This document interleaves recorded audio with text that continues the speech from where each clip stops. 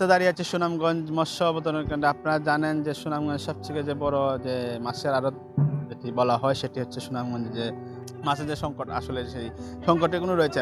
আরেকটি বিষয় আপনাদেরকে জানিয়ে রাখি যে সুনামগঞ্জে যে আমরা যে লোকাল যে চাষিরা রয়েছে সেই সেই চাষিরা কিন্তু আসলে যে হাওরে যে মাছ সংকটের কারণে কিন্তু আসলে মাছ চাষ তারা না করতে পারছেন না। আমরা বর্তমানে ঠিক আছে বাজারে সুনামগঞ্জ ওয়াজগালি আড়তের মধ্যে বর্তমানে দেশি মাছের সংকট বেশি বা ফার্মের মাছের সংকট বেশি।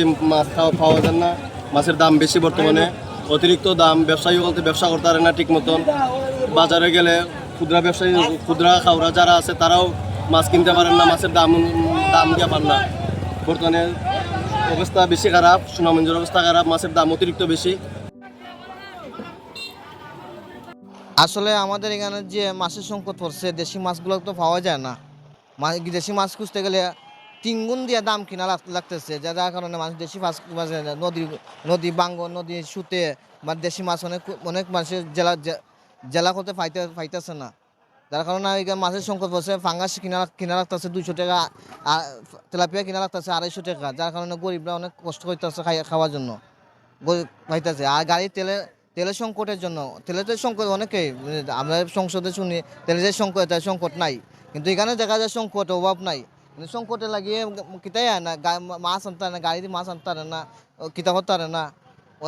অনেক সমস্যার মধ্যে আছে আমাদের মাছ ব্যবসায়ী সকল। প্রত্যেক জেলা থেকে কোনো আসলে উপজেলা থেকে কোনো আসলে এখানে যে মাছ নিয়ে আসে, আসলে মাছ আসলেও যে এখানে যে তেলের যে একটি যে সংকট দেখা দিয়েছে, সেই সংকটের কারণে আসলে দেখা যাচ্ছে যে সুনামগঞ্জ বাজারে যে মাছের যে সংকটটি রয়েছে সেই সংকটটি আসলে কীভাবে যে কাটবে সে নিয়ে কোনো দুশ্চিন্তায় আছেন যে এখানে যারা যে ক্রেতা এবং বিক্রেতা।